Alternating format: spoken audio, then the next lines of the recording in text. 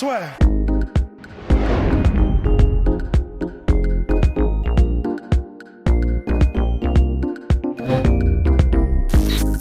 Bien, bonjour à toutes et à tous et bienvenue dans le podcast Saveur avec monsieur Benjamin Sarfati. Bonjour Benjamin. Salut Guillaume. Donc Benjamin Sarfati, président du MMA Factory, senior manager au Management Factory. Et aujourd'hui, ça va être très intéressant parce que tu vas nous en apprendre un peu plus sur les dessous du MMA. Parce que c'est vrai, il y a beaucoup de fantasmes aujourd'hui sur le sport, de dire, il y a machin qui affronte un tel pour le titre, pourquoi un tel n'affronte pas un tel, et toi, tu sais tout ce qui se passe en coulisses, ou beaucoup de choses de ce qui se passe en coulisses. Et la première question, c'est à quel point, quand on est, comme toi, donc à savoir un dirigeant français, est-ce que c'est vraiment compliqué de faire avancer les combattants à l'étranger? Parce que forcément, on imagine qu'ils sont pas si favorisés que ça. Écoute, c'est pas toujours évident de les faire avancer, mais néanmoins il y a la place. Aujourd'hui, il y a beaucoup d'organisations, il y a beaucoup de combats qui ont lieu à travers le monde et il n'y a pas de boycott particulier sur la France. Donc non, il y a moyen. Il y a moyen. C'est un vrai travail de fourmi parce que il faut aller chercher les organisations, chercher les dirigeants, les organisateurs, proposer les combattants, se mettre en relation avec eux. Voilà, c'est tout un petit travail de recherche. Et après, bien sûr, proposer les gars, ils vont pas te dire oui tout de suite, donc il faut réinsister, créer des liens, tisser des liens. Et après, une fois que le lien est créé, les choses s'engrangent. Mais et comment t'as fait, toi, pour devenir si important si rapidement? Parce que c'est vrai que t'as plus ce côté homme de l'ombre par rapport à Fernand Lopez, qui lui est hyper présent sur les réseaux sociaux, dans tous les médias. Comment ça s'est passé, toi, pour que tu fasses ton trou si rapidement? Bon, déjà, on va pas se mentir. Sans l'aide de Fernand, je serais pas où je suis aujourd'hui. Fernand est une personne qui a pour point d'honneur de former pour pouvoir, d'une part, léguer quelque chose, mais en même temps, pour pouvoir toujours avoir de forces vives à ses côtés pour qu'on puisse toujours avancer et progresser. Donc déjà, c'est une de ses grandes qualités, et c'est vrai qu'il m'a énormément conseillé, formé, aidé. Ça, c'est le premier point. Deuxième point, après, il me dit, bon, maintenant, faut que tu te démerdes, quoi. C'est la vie, quoi. Faut avancer. Ok, mais comment on fait? Donc il me donne les infos. Au début, j'ai envie de dire un peu, tu sais, j'étais toujours un peu sous tutelle, quoi, parce que qu'est-ce que t'en penses? J'ai fait ci, j'ai fait ça. Ouais, non, pas top. Ah ouais, là c'est pas mal. Tiens, là pousse un peu. Voilà. Et puis après, faut y aller. Donc, tu cherches. Tu vas chercher sur tous les sites de Tapologie, sur les différentes organisations. Donc, tu lises toutes les organisations de MMA. Et puis, tu envoies des messages à chacun, tu essaies de trouver le dirigeant, tu essaies de l'appeler, de te mettre en contact, de petit à petit, de te présenter, de lui dire, voilà, les combattants, on va essayer, on va faire ci, on va faire ça. Et puis, ce petit travail de fourmi est essentiel. C'est-à-dire que c'est vraiment un truc que tu as fait, en fait, limite de zéro. C'est-à-dire, tu as commencé uniquement en cherchant toutes les orgas et en les contactant. C'est-à-dire que, théoriquement, ouais, tu aurais vraiment presque... Quelqu'un qui veut se lancer dans le management, il pourrait presque... il faut de la discipline, mais il pourrait presque le faire, en fait, dans le sens où c'est... Absolument. Ouais, faut juste être hyper rigoureux, mais... Faut être rigoureux, mais il faut être patient. C'est-à-dire que le problème, c'est que les gens veulent tout de suite la gloire, l'argent et les projecteurs. Donc, je veux que des combattants qui soient forts, je veux que des organisations prestigieuses, je veux que accompagner quand ça me plaît et que ça me fait plaisir. Non. Non. Et comment est-ce que tu fais pour gérer? Parce qu'on entend souvent dire qu'en gros, il y a des combattants, ils commencent, ils débutent, c'est leur premier combat, et ils ont déjà presque une espèce de fantasme, ils veulent quasiment l'UFC direct, ils veulent les plus grosses orgas direct. Comment est-ce que tu fais pour gérer les égos quand tu es manager? Moi, je pars du principe que je n'aime pas mentir aux gens. Je suis comme ça dans la vie, je suis comme ça dans le sport. Je vais pas dire à un mec, t'inquiète, viens signe chez moi, je vais te mettre à l'UFC, t'inquiète. Non. Je vais lui dire, tu vas bouffer ton pain noir, tu vas te faire des petites orgas, tu vas être archi mal payé. Peut-être même que tu seras de ta poche parce que tout ton camp et ton machin et ton truc, il faudra le payer parce que tes premiers combats, tu vas te payer une misère. Mais par contre, on va essayer de te construire quelque chose. On va prendre des fights intelligents et on va prendre step by step, marche par marche, et on va y arriver. Et puis, à un moment donné, ne t'inquiète pas. Parce que quand tu auras 4-5 combats et que tu auras fait des choses bien, on commencera à aller chercher des organisations un peu plus prestigieuses. Parce que tu commenceras à être un peu plus coté. Et ça pourrait être intéressant pour les autres organisations. Et puis, petit à petit, on va monter les marches. Et on va y arriver. Voilà. Et comment ça se passe avec les autres organisations de management? Parce que là, vous avez quand même réussi un coup avec Wilson Rice, qui, je l'imagine, était quand même assez courtisé. Parce qu'ils ont cet avantage, je ne sais pas, mais ils ont une présence internationale directement parce qu'ils sont soit américains, soit, enfin, on va dire anglo-saxons. Et vous, quel est, on va dire, pour le Management Factory, qu'est-ce qui représente un avantage par rapport au reste? Beaucoup de choses. Je pense qu'on a aussi la chance d'avoir dans notre roster déjà des combattants attrayants, parce que le combattant va regarder aussi qui tu manages.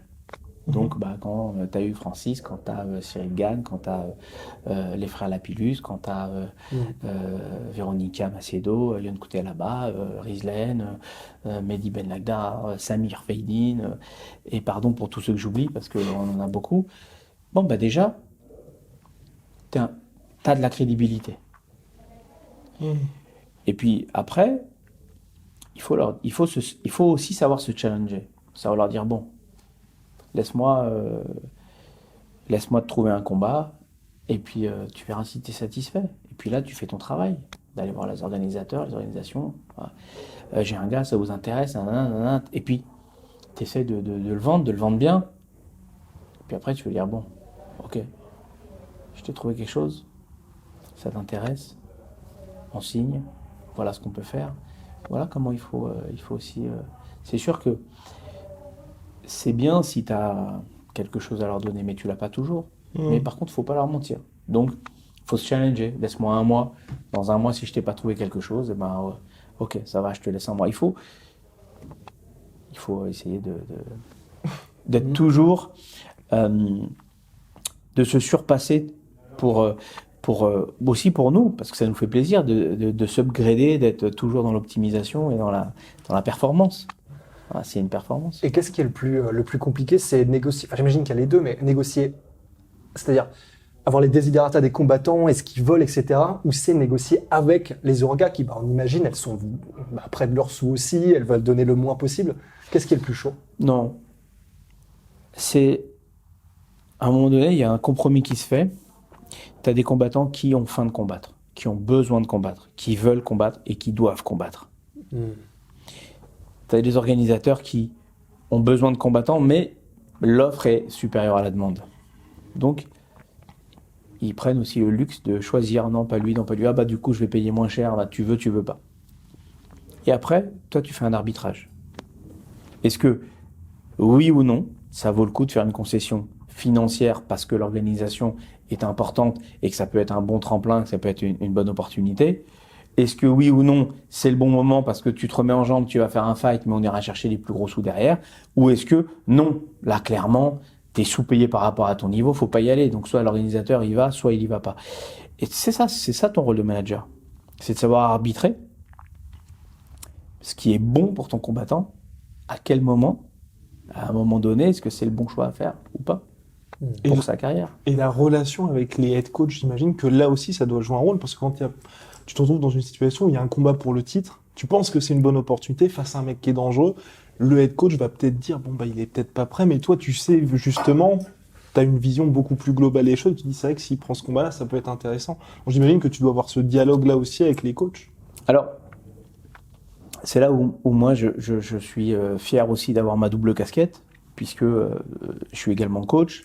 J'ai accompagné beaucoup de combattants du MMA Factory en combat, beaucoup. J'ai beaucoup voyagé, donc j'ai pu acquérir une expérience pas trop mauvaise en termes de coaching, mais néanmoins, j'ai pas la prétention de faire les choix tout seul. Donc on a un collège dans le management, dans les coachs, qui nous permettent aussi de dire, bon, messieurs, il y a ce combat-là. Est-ce que vous le sentez? Comment vous le sentez? Et là, on fait des espèces de votes, quoi. Tu lui donnes combien de pourcentage? 50-50, 50-40, 60-40, 70-30. Qu'est-ce que t'en penses? Bon, ça vaut le coup. c'est 50-50, mais c'est un beau combat qui vaut le coup. Non, là, clairement, il a aucune chance de gagner. Parce que il faut faire du visionnage vidéo. Il faut regarder les vidéos des combattants. On n'envoie pas les mecs au casse-pipe. C'est pas, il y a un combat, ok, super, je te mets un tel. Ah, bingo, super, t'as vu, je t'ai négocié un combat. Bon, une fois qu'il aura pris deux grosses défaites, il va dire merci, t'es gentil comme manager, mais j'ai que du rouge, c'est pas non plus mon objectif. Donc, ça aussi, c'est savoir se remettre en question. Et quand je parlais de performance, savoir prendre le temps d'analyser les vidéos de l'adversaire et de voir si le combattant est en mesure ou pas de prendre et de battre cette personne. Mais j'imagine que le dialogue doit aussi évoluer au fur et à mesure de la carrière du combattant, parce que quand les mecs sont allés à 40 ans, enfin proches de la fin, ils se disent « je peux me permettre de perdre ». Et toi, il va aussi falloir que tu aies une évolution de ce côté-là. C'est pour ça que prendre un combattant en management, c'est aussi être à l'écoute du combattant. Est-ce que je veux combattre pour l'argent? Est-ce que je veux combattre pour mon plaisir? Est-ce que je veux combattre pour la gloire et pour l'UFC? Parce que si tu veux combattre pour l'argent, je vais te trouver des combats sans problème à 10 000 $ toute la journée, t'inquiète pas. Tu vas mettre du rouge sur ton Sherdog toute la journée.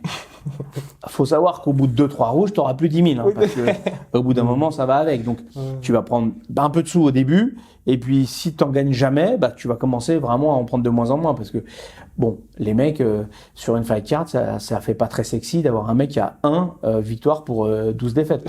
Ça, faut le savoir. Donc, si tu veux, même l'argent, c'est très, très court terme. Parce que, la cote, elle va chuter. Mais, s'il veut, comme tu dis, fin de carrière, on sait qu'à partir de 35, 36, 37, ils n'auront plus à l'UFC, c'est peu probable. Donc, on n'est plus dans la même construction, on est dans autre chose. On peut leur faire une belle fin de carrière correcte, avec des sous corrects, des organisations correctes. Mais il faut être honnête. Il ne faut pas faire miroiter... super, toi, je vais t'emmener là-bas. Non, il faut être conscient que tu es sur la fin de ta carrière, on va adapter. Tu es sur la carrière croissante, tu as énormément de talent, il faut qu'on fasse attention. Parce que la façon dont on va construire ta carrière va être importante. C'est peut-être pas judicieux de prendre tout de suite des combats trop durs. C'est bien d'y aller crescendo parce que l'expérience aussi joue. Tu peux être très fort et perdre parce qu'au début, tu manques d'expérience.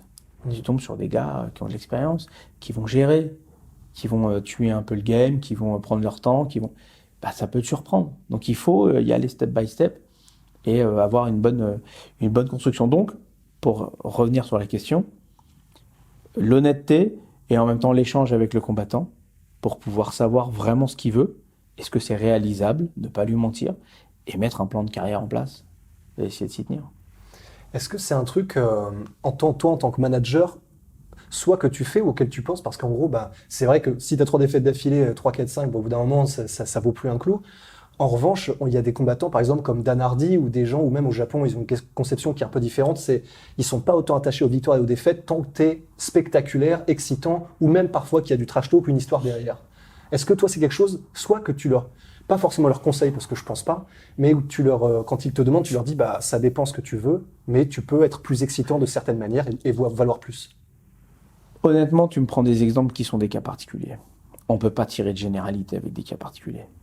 Tu prends des gars qui ont déjà des Insta à je ne sais combien de milliers de followers, qui ont déjà un passif, qui ont exercé dans une autre discipline avant, Donc, tu arrives sur le marché avec déjà une cote de popularité, qui n'est pas une cote de combattant, mais une cote de popularité. Cette cote de popularité, forcément, c'est vendeur. Donc oui, forcément, on surfe dessus, et là, on regarde plus trop si tu es dans le rouge ou dans le vert. Mais c'est sûr que... Non, mais même au début, par exemple, un Nassourdine Imavov, comme il est dagestanais, aujourd'hui, il est au début de sa carrière. On adore Nassourdine, mais on va dire que ce sont les prémices, évidemment, toi aussi. Et on va dire, je ne sais pas s'il a les 10 000 followers, mais on sait que, là, il va bientôt combattre d'ailleurs à RS2. Si tout se passe bien, tu auras toute cette diaspora-là qui va être derrière lui ensuite. Et donc déjà, je pense que tu dois te dire, on peut peut-être commencer à travailler là-dessus. Oui, mais on n'est plus sur ce que tu disais. Après, moi, c'est-à-dire que là, on est sur une construction. Nassourdine, c'est un produit construit. C'est-à-dire que Nassourdine, que j'ai oublié de citer tout à l'heure, et je m'en excuse parce que il fait partie aussi de ces gars qu'on a chez nous. Et c'est le futur, un mec super en plus. Mais Nassourdine, voilà, c'est une construction de carrière. On a construit avec des combats, avec des niveaux de combat de plus en plus durs, avec des opposants de plus en plus durs. Et donc, il y a une construction qui est faite sur du sportif 100%.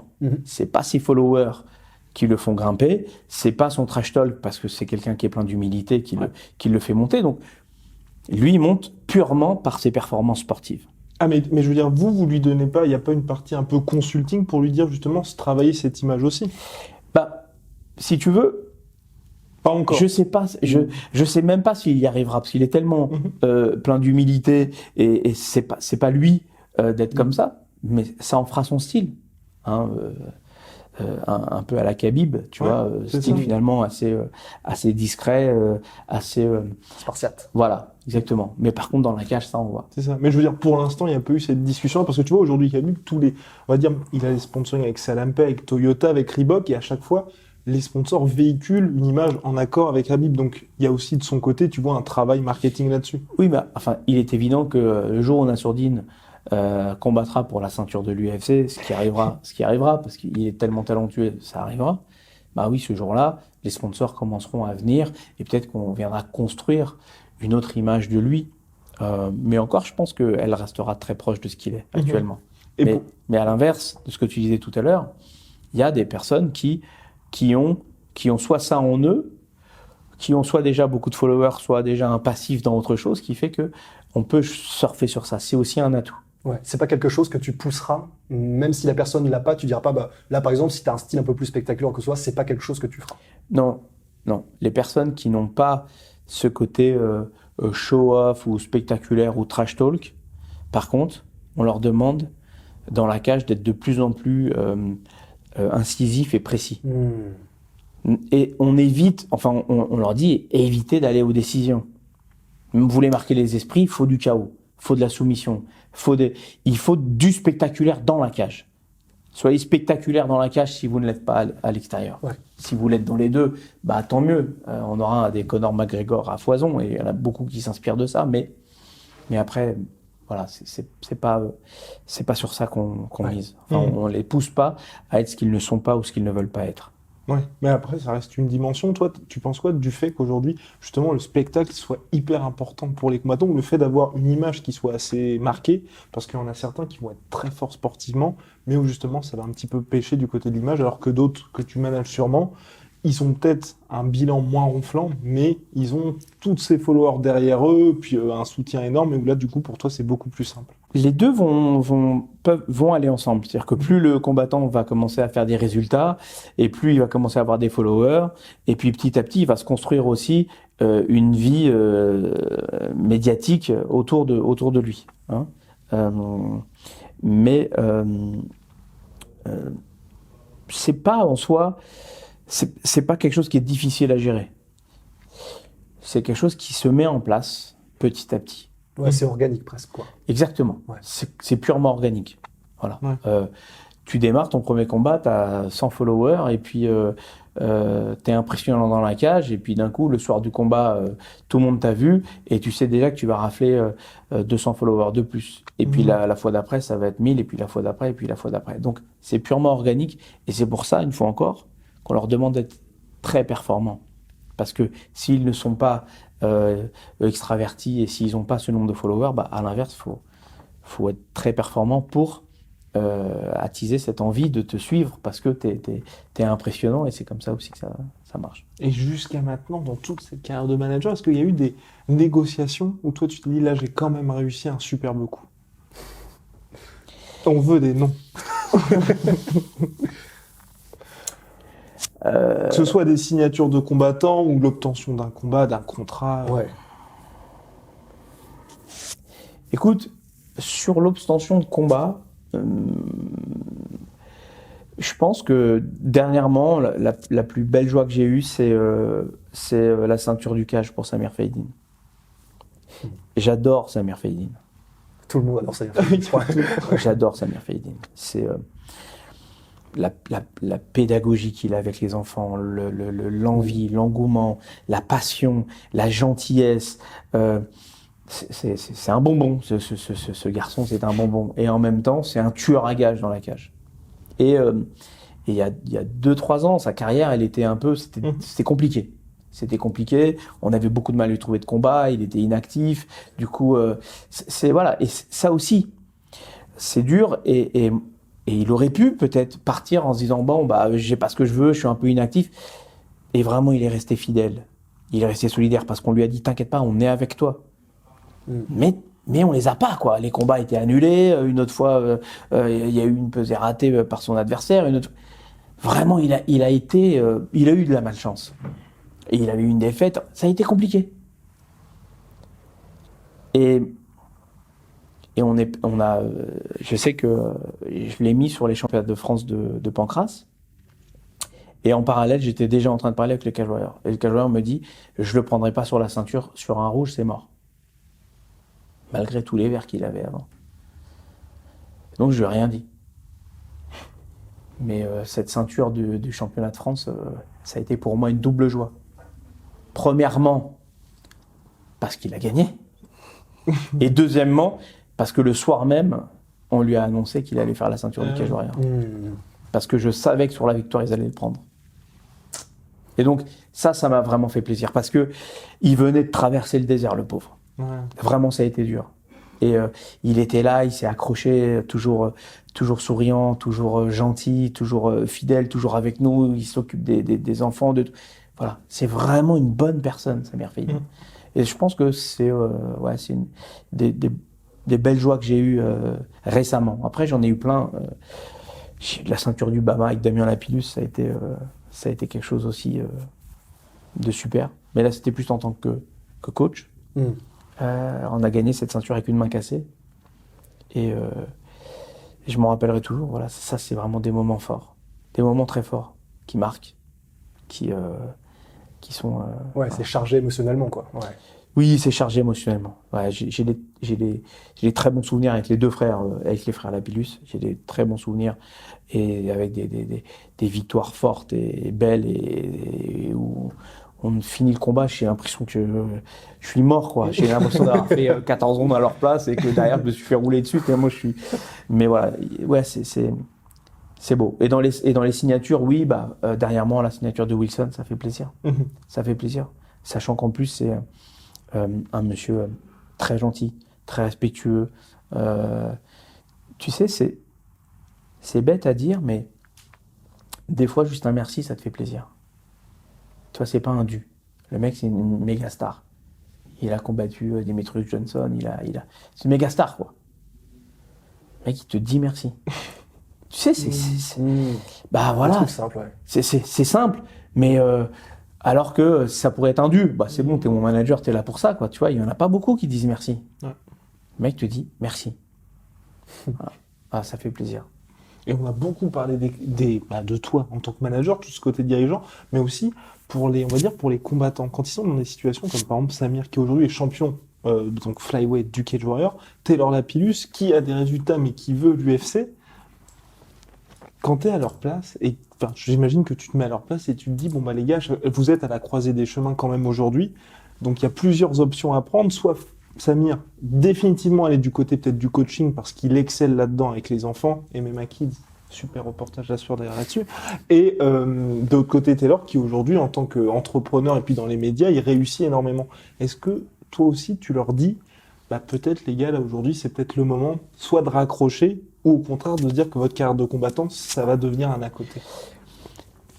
Non, moi aujourd'hui je peux pas dire à ces gars-là de raccrocher alors qu'ils sont à l'apogée de leur carrière. C'est pas possible parce que ils ont encore une longue carrière devant eux. Ouais. Aujourd'hui, Taylor a dû tabasser tous les mecs sur son chemin. Il est numéro 1. Tu vas pas lui dire de raccrocher alors qu'il est excellent. Alors oui, l'UFC frappe pas à la porte. Oui, c'est frustrant. Oui, c'est dur parce que c'est pareil, il faut s'accrocher et continuer à y croire. Mais tu vas pas lui dire de raccrocher, c'est clair, c'est clairement pas possible. À l'inverse, tu me dirais, il a 38 ans. Je dirais bon, tu retourneras plus à l'UFC. Bon, continue à combattre pour ton kiff, pour ton plaisir, vas-y, mais aussi concentre-toi sur ta carrière professionnelle parce qu'il faut penser à l'après. C'est déjà des discussions que tu as dû avoir, ça? C'est déjà arrivé? Non, c'est pas arrivé parce que c'est naturel, ça se fait naturellement. Ça se fait naturellement. Il y a eu personne comme par exemple Chuck Liddell où il y a quelqu'un qui a dû lui dire maintenant faut Ouais, vraiment Brendan arrêter. Schaub, ouais. Non, parce que tu vois, par exemple, tu prends un gars comme Christophe Picot, Mhm. que j'adore, qui est également un coach et un combattant vraiment exceptionnel. C'est vraiment quelqu'un que j'estime beaucoup, qui est très intelligent et en même temps qui a une très bonne analyse de toutes les situations. Ouais. Donc lui-même, il s'est dit, bon, bah, j'ai 40 ans, je vais me faire des petits fights de temps en temps pour m'amuser. Donc il va se faire ses petits fights, il continue à s'entraîner, il continue à envoyer du lourd, mais il est conscient que bah voilà, il construit son après, donc il est aussi dans son business. Mhm. Mais j'ai pas eu à lui dire parce que Ouais. il le sait et c'est lui-même qui m'a dit bon Benji, on s'en refait peut-être de temps en temps pour mon plaisir, parce que c'est un combattant dans Ouais, l'âme, pour c'est le un kiff. guerrier, Ouais. c'est un pirate comme il dit quoi. Mais voilà, c'est un pirate au grand cœur, mais il est conscient qu'aujourd'hui il va pas aller à l'UFC. Donc voilà, c'est du plaisir, c'est des petits combats parce qu'il aime ça, c'est une petite poussée d'adrénaline sympa, mais ça s'arrête là. Et aujourd'hui, quelles sont les catégories, tu vois, si tu dois dire à quelqu'un, toi, tu as toutes tes chances pour aller à l'UFC, ou c'est le plus simple en tant que manager pour la voie Bah, royale, on va dire. Faut pas se leurrer, middleweight, light heavy et heavyweight. Et les filles, bien sûr. Et Mhm. les filles. Et les filles. Mhm. C'est aujourd'hui les catégories où il y a la place. 77, c'est archi full. 70, c'est méga Même pas la blindé. peine, ouais. 66, 61, c'est compliqué. Voilà. Donc, éventuellement les fly aussi. Mhm. Voilà, donc, fly, middle, light heavy, heavy et les filles.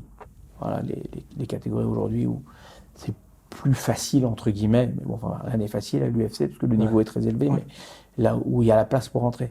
Mais dans les autres catégories, c'est très très embouteillé, très très embouteillé. Tu regardes, je pense que tu prends le roster Tapology sur les 200 premiers, les classés 200 mondiaux. Je crois que je veux aller, je sais pas dire de bêtises, mais tu dois en avoir entre 150 et 170 qui sont à l'UFC. Mhm. Sur les 200 premiers. C'est-à-dire que, tu vois, c'est catégorie, elle est vraiment chargée, quoi. Ouais. Et est-ce que l'UFC, généralement, c'est ce qui se dit en tout cas, qu'ils sont extrêmement durs en négociation? Toi, du coup, qui a déjà été, qui est avec Cyril Gane, qui est au Management Factory, il y a eu Francis Ngannou avant, qui sont en plus de très très haut profil, où il y a beaucoup de choses en jeu. Qu'est-ce qui fait la différence dans une négociation à l'UFC et surtout pour des trucs aussi importants et des négociations un peu outre? Bah, il y a deux choses. Premièrement, comment tu rentres à l'UFC? Est-ce que tu rentres à l'UFC parce qu'ils t'appellent ou est-ce que tu rentres à l'UFC parce que tu pousses? Tu pousses parce que, tiens, il y a une opportunité, il y a un short notice. Tu pousses en disant, tiens, prends-le. Regarde, il est bon. Puis au bout d'un moment, c'est vrai que, voilà. Mais en général, ils prennent pas pour prendre, ils prennent souvent parce qu'ils ont un match-up à faire. Donc, Ouais. il y a une brèche, une faille, quelque chose, une blessure. Voilà. Mhm.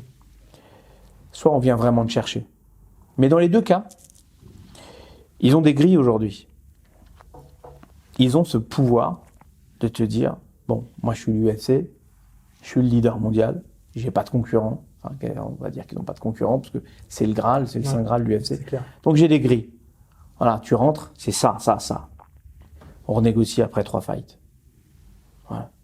Donc c'est bien. Ils ont mis un cadre et puis ils se tiennent à ça.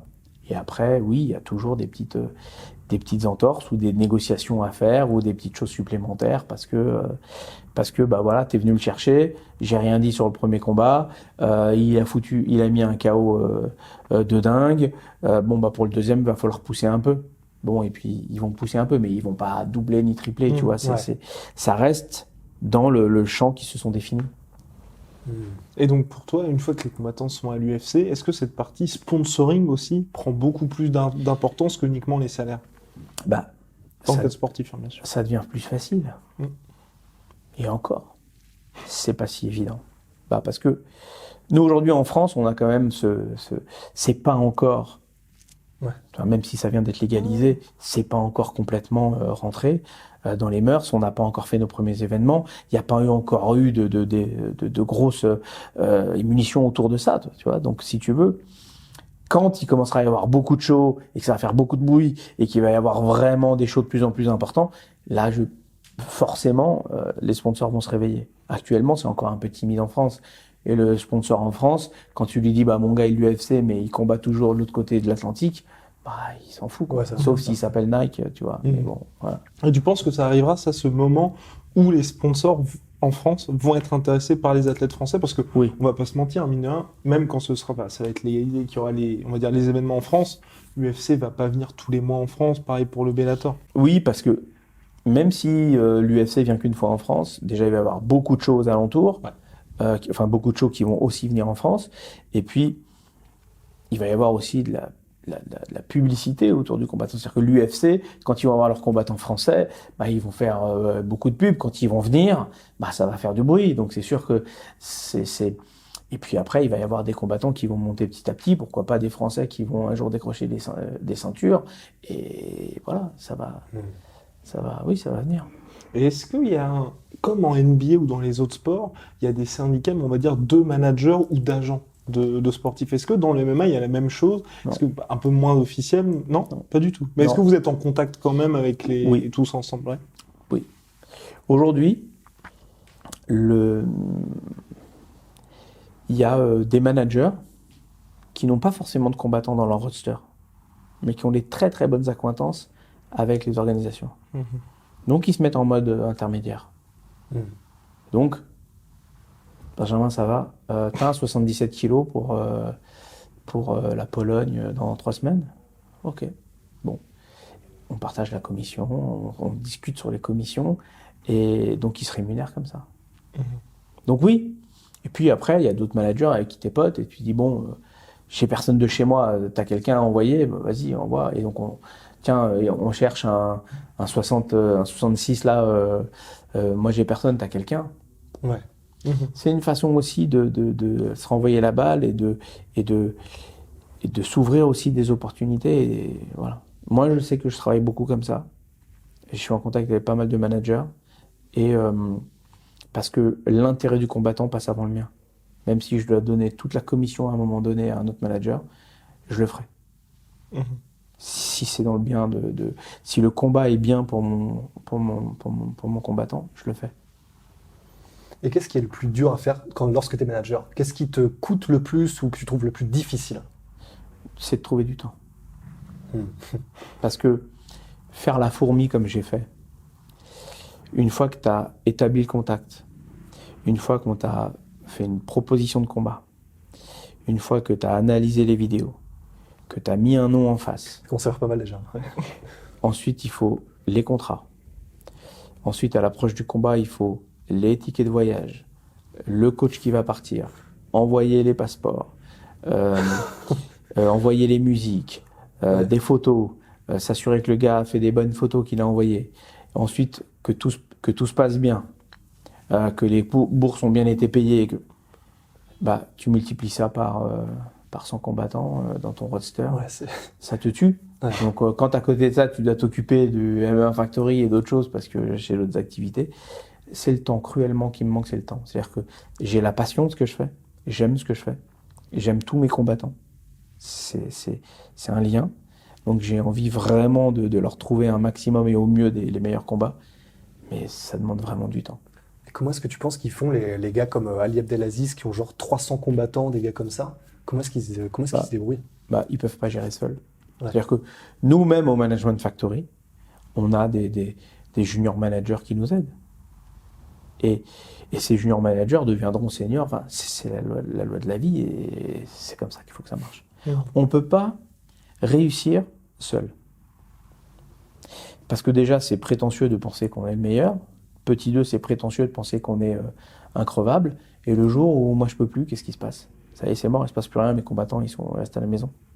Le jour où j'ai, je sais pas moi, je touche du bois, mais une connerie, une maladie, même juste une grippe, je suis cloué au lit, qu'est-ce qui se passe? Pendant une semaine, il se passe plus rien. En ce moment, faut pas parler de ça. Donc, on est obligé. Et Et donc, on se structure avec d'autres personnes qu'on essaye de former, même si on manque de temps pour le faire. Mais moi, personnellement, j'essaye d'être disponible pour répondre aux questions s'il y a besoin. Bah, ok, qu'est-ce que tu penses? Oui, c'est bien, bah, essaie de faire ci, fais comme ça, et puis on échange. Et du coup, bah, on a d'autres personnes qui travaillent avec nous, et ainsi de suite. Et il faut que la chaîne continue, il ne faut pas casser cette chaîne. Et c'est comme ça que tu auras 300 combattants un jour. Parce que, de toute façon, moi seul, je ne peux pas. Mais, C'est infaisable. mais dans les autres managers qui vont venir, bah, ils vont faire la même chose, travail de fourmi. Parce que moi, au bout d'un moment, peut-être que je me repose sur certains lauriers parce que j'ai établi des bons contacts avec un tel. Bon, bah, finalement, ce que je reçois d'eux me suffit, entre guillemets, même si j'arrive pas à satisfaire tout le monde. Mais il y en a plein d'autres encore. Ouais. Il y en a plein d'autres. Avant, il y avait un événement, tu peux être sûr que je contactais le mec. Quoi qu'il arrive, partout dans le monde, tac, je lui envoyais un truc. Et puis, une fois, deux fois, tu vois que le gars, il te répond jamais, bon, bah, t'oublies. Mais peut-être qu'il faut être encore plus persévérant. Ouais. Je sais même pas que j'oublie, c'est qu'après, bon, bah, tu passes sur d'autres qui, eux, t'ont répondu, donc tu prends plus le temps. Mais Forcément, ouais. il faut continuer sans cesse, non-stop, tous les jours, presque. Ça va, il y a des événements qui arrivent, tu penses à moi, tu m'oublies pas, ah, ok, super. Et puis de temps en temps, ah tiens, moi j'ai personne à mettre. Tu as un gars là de chez toi, tu veux mettre, là je t'envoie le... Ouais, c'est tellement intense. Enfin, au bout d'un moment, je sais pas si c'est tenable pendant longtemps, un taf comme ça. Parce qu'en gros, t'es tout le temps à fond, quoi. Bah, t'es tout le temps à fond. Et c'est frustrant parce que des fois, t'y arrives pas. T'y arrives pas parce que, bah, des fois, t'as beau pousser ton combattant. Et puis, ah bah non, j'ai pris quelqu'un d'autre. Ah bah non, finalement, on l'a pas sélectionné, finalement, on l'a pas pris. Ouais. Et t'es là, c'est frustrant. Et au bout d'un moment, le résultat, c'est que, bah, ton gars, il combat pas. Donc il n'est pas content, alors soit il s'en va, soit il n'est pas content. Toi, tu n'as pas envie qu'il soit pas content. Mais ce que le combattant ne sait pas, c'est tout ce que tu t'es buté pour lui. Ouais, c'est ça qui doit être décourageant, surtout. Je pense qu'il n'y a pas une semaine sans que j'envoie pas tous les noms du roadster du Management Factory. Sauf que à chaque fois que j'envoie le nom, je ne vais pas appeler le combattant puis dire hey, j'ai envoyé ton nom, hein, t'as vu? Ouais. Tu vois, moi, ce que je veux, c'est lui amener un résultat. Mais il ne sait pas tout ce que j'ai travaillé pour lui, pour rien des fois. Et de temps en temps, il se réveille, il fait bon, il n'y a rien là.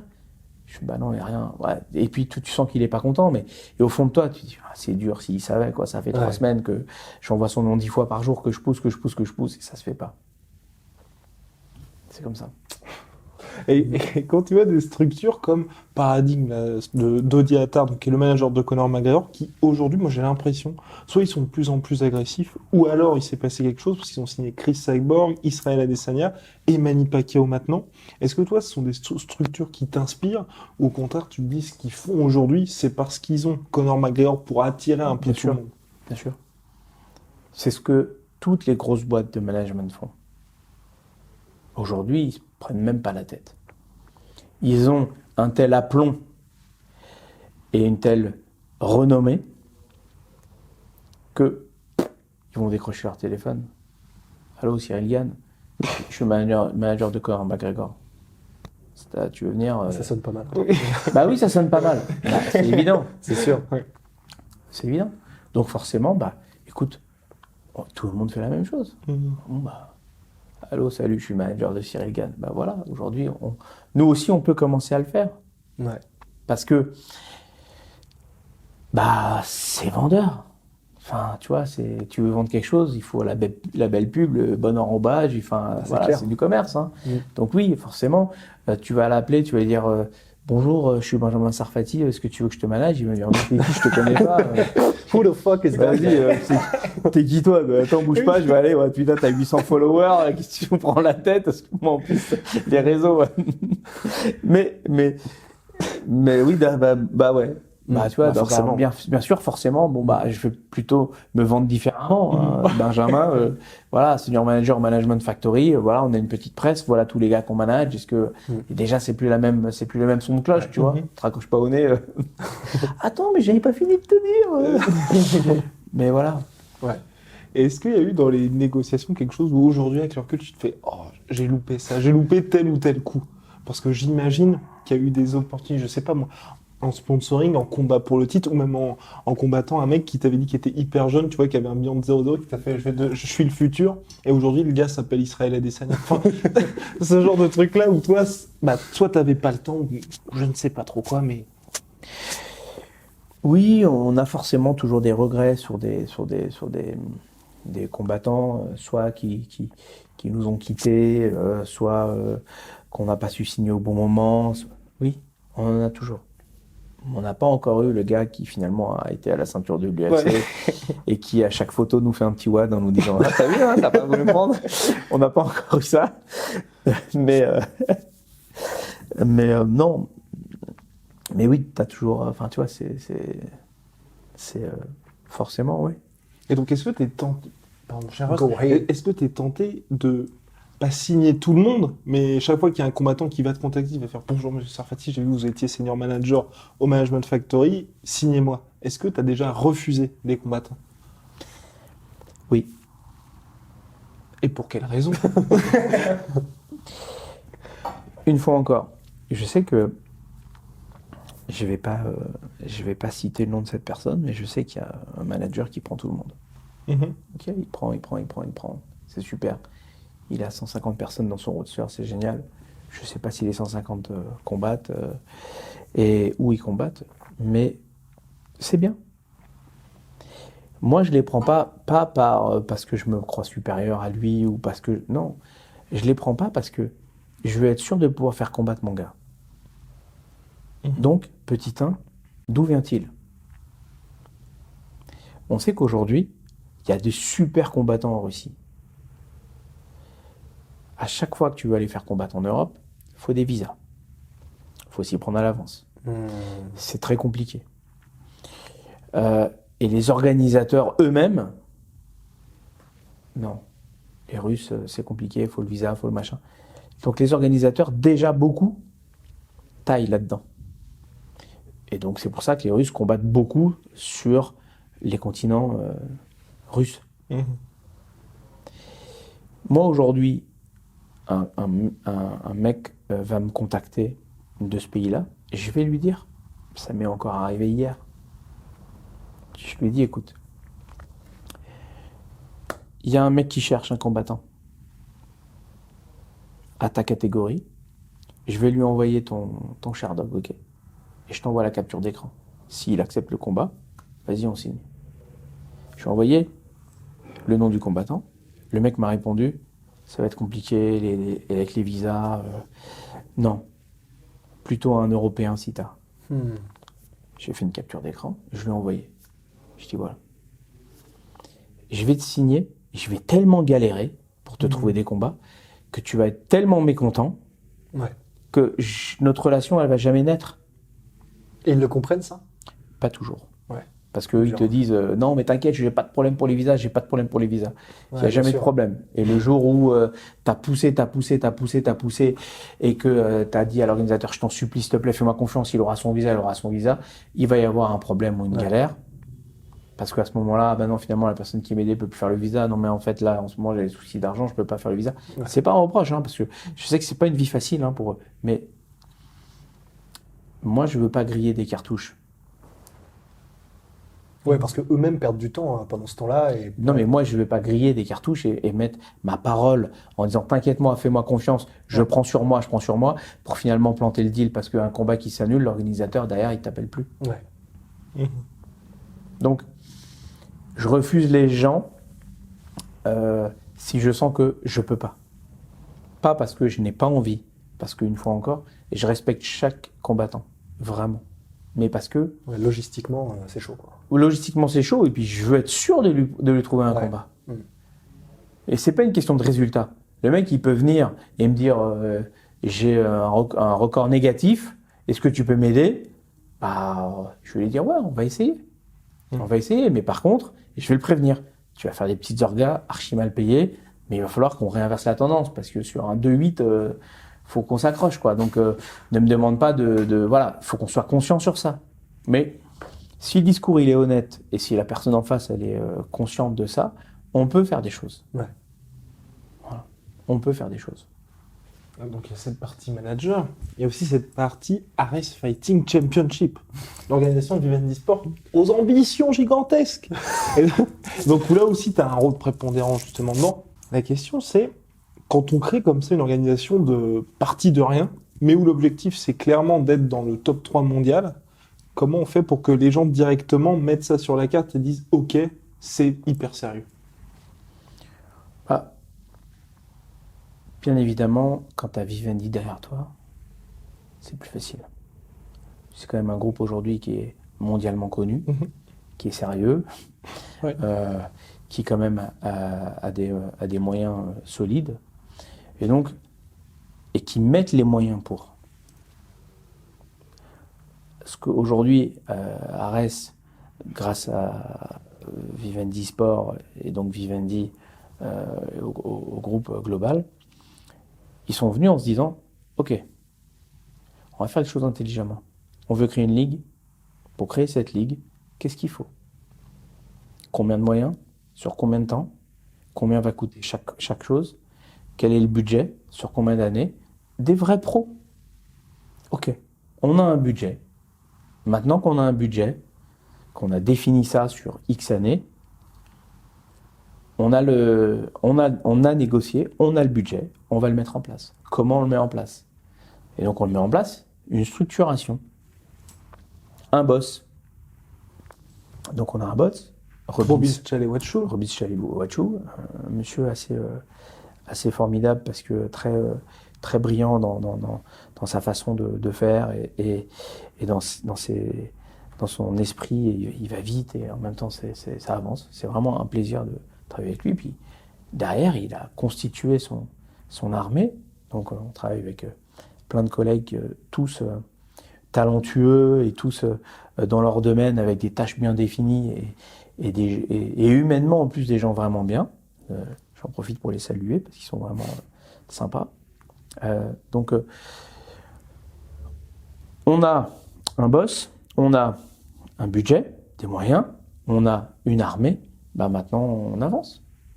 Et vous avez une stratégie différente des autres organisations. Par exemple, quand Golden Boy Promotion avec Oscar de la Hoya a voulu aller en MMA, il a fait Chuck Liddell contre Tito Ortiz 3. Personne ne voulait de ce combat, mais tu te garantis, on va dire, une couverture mondiale. Pour Ares, on a l'impression que vous avez envie de faire grandir vos talents et de dire, dans 2-3 ans, par exemple Progrug, ou même Nassourdine Imavov qui est dans l'organisation, vont être des stars et c'est là qu'on les mettra en main event. En fait, si tu veux faire un show et que tu prends des retraités, excellents combattants, mais qui ont déjà plus que la retraite dans leurs pattes, On peut le dire. Ouais. tu vois, tu vas peut-être vendre du ticket, mais je suis pas sûr que tu te donnes de la crédibilité. Ouais. Nous, ce qu'on se veut aujourd'hui, c'est être à la fois un partenaire de l'UFC, en étant une passerelle, que aujourd'hui nos combattants puissent passer par nous pour aller à l'UFC, et vice-versa, que de l'UFC, ils puissent revenir vers nous, parce qu'on veut se hisser au rang des meilleurs, au rang des plus grands. Donc pour cela, on a mis des standards. On s'est dit quoi? On s'est dit déjà, le combattant, comment fait-on pour l'accueillir et le respecter au mieux? Donc on a utilisé toute notre expérience à force de voyage, et on a dit ok, aujourd'hui, il faut qu'on fasse une vraie Fight Week avec une venue non pas à l'avant-veille, mais un peu plus longue. Il faut qu'on fasse des vrais médias, il faut qu'on fasse des vrais teasers, il faut qu'on fasse de la vraie promotion, il faut qu'on mette vraiment les gars en avant, il faut qu'on fasse une vraie fight card. Quand je dis vraie fight card, c'est vrai que des oppositions à la fois commerciales pour que ce soit vendeur, mais à la fois intéressantes avec soit des belles oppositions, soit des talents montants, des talents descendants, soit qu'il y ait une logique et une fight card qui ait du sens et en même temps qui soit commercialement intéressante. Il faut que ce soit vendeur. Mmh. Et je poursuis. Justement, pour Ares, il y a eu la première carte, donc c'était le 14 décembre, voilà, c'était au Sénégal. On voit par exemple que l'UFC, quand il y a eu Kamaru Usman, Colby Covington, qui était sans doute l'un des combats sportivement les plus indécis de l'année 2019, il y a eu un relatif échec en termes de pay-per-view. Pour Ares, quand on regarde tous les combats, c'est extrêmement difficile, là aussi, de dire il y a tel ou tel gars qui va l'emporter facilement. Est-ce que là aussi, c'est pour vous, une vraie volonté de se dire on fait aucun duel déséquilibré, quitte à mettre des stars, ou potentiellement, on va dire, des mecs que vous avez envie de pousser, dans le dur dès le début? Comme je disais, si tu veux être crédible, il ne faut pas prendre tes spectateurs pour n'importe qui. C'est-à-dire que la crédibilité, le spectateur est très critique. Le téléspectateur est très critique. Les télés qui vont te broadcaster sont très critiques. Donc il faut aller les voir avec quelque chose où ils disent ah ouais, bon, ok, eux ça rigole pas, quoi. Ah ouais, c'est lui sérieux. Ouais, les fight cards elles sont solides. Ah oui, il y a des belles oppositions. Il y a du sens. C'est sûr que c'est comme ça. Après, tu peux pas garantir la réussite commerciale de tout. Mais en tout cas, nous, ce qu'on veut, et surtout Fernand Lopez, puisque c'est lui qui est le matchmaker et qui est en charge de la fight card, de tout ça, il travaille énormément sur une logique dans la fight card et en même temps des fight cards qui soient belles, qui soient difficiles, comme tu dis, enfin qu'il n'y ait pas de combat facile, mais qu'il y ait quelque chose qui soit au contraire solide. Et en même temps, que le regard de nos pairs, comme l'UFC, puisse dire bon, ok, eux, ils sont vraiment sérieux. C'est du lourd, quoi. Voilà. Et à quel point c'est un challenge de créer cette organisation et de dire on veut pas être au niveau LFA ou je sais pas moi toutes les autres organisations locales, mais directement se dire top mondial, parce qu'on sait hormis l'UFC, que ce soit One Championship, Bellator ou même Rising, financièrement c'est beaucoup plus compliqué. Et donc là vous êtes quand même dans un truc où les ambitions sont énormes et financièrement faut assurer derrière. J'imagine que le fait qu'il y ait Vivendi ça aide aussi. Ça a été vraiment un discours qu'on a eu avec un échange qu'on a eu avec Vivendi et notre président. C'était de dire ok, si vous voulez être vraiment la ligue high level comme vous l'entendez, il faut être conscient de deux choses. On ne le sera pas du jour au lendemain, ça va mettre un petit peu de temps et ça va vous coûter beaucoup d'argent. Est-ce que vous êtes prêts à ça? Parce que on va en gagner, mais au début, ça va être forcément difficile parce que les standards qu'on veut y mettre sont coûteux. Et la raison pour laquelle Vivendi a voulu faire ça, parce que c'est un investissement qui est monstrueux, la raison pour laquelle ils ont décidé d'injecter autant d'argent, sachant que c'est même pas encore certain que le MMA aura un impact aussi énorme qu'on l'espère en France, c'est pourquoi, à ton avis, c'est pour au moins s'assurer sur ce marché-là qu'ils auront pignon sur rue? Non, je pense que à un moment donné, ils se sont challengés. Ok, on Vivendi Sport dans le sport, qu'est-ce qu'on peut faire? Alors ils font du cyclisme, ils le font très bien. Ils ont fait en Afrique, au Cameroun, je crois, un tour en cyclisme qui marche bien. Ils ont fait de la boxe. Il y a il y a eu un peu de foot. Bon, aujourd'hui, qu'est-ce qu'on fait? Vivendi Sport doit aussi se développer. Qu'est-ce qu'on fait? Bon, le foot, c'est compliqué. Bon, ça va probablement se négocier. On ne sait pas entre qui et qui. Enfin bon, c'est beaucoup plus complexe. Et puis il y a le MMA qui arrive, qui est poussif, et on se dit bon, pourquoi pas? Est-ce que finalement on n'irait pas là et on se met un temps défini, un budget défini, et puis on y va. Et c'est quoi le plan à la fin? Parce que bon, aujourd'hui l'UFC est la propriété de WMI et AMG, donc dirigé par Harry Emmanuel, et Vivendi c'est Vincent Bolloré qui a tout ça. Vincent Bolloré peut dire pourquoi pas racheter l'UFC, et l'UFC peut aussi se dire, enfin WMI et AMG, comme ils l'ont fait avec le Strike Force ou avec le Pride, au bout d'un certain temps, on peut racheter Ares Fighting Championship. Pour toi, est-ce que ce serait mieux d'avoir chaque organisation de son côté ou au contraire de faire un truc encore plus gros? Parce que vous avez l'avantage d'être sur les marchés où l'UFC n'est pas ou très peu présente. Pour être très honnête, c'est très prématuré et je suis pas dans le secret des dieux, donc je ne pourrais pas te répondre. Mais c'est sûr que aujourd'hui, la volonté d'Ares, c'est grandir, asseoir sa notoriété, asseoir sa réputation. Et une fois que vraiment notre respectabilité ne sera plus approuvée, que ce sera de notoriété publique, si tu veux, voilà, bah, on verra. Eh ben super, merci beaucoup Benjamin. Salut les gars. Merci beaucoup. Merci. Soit.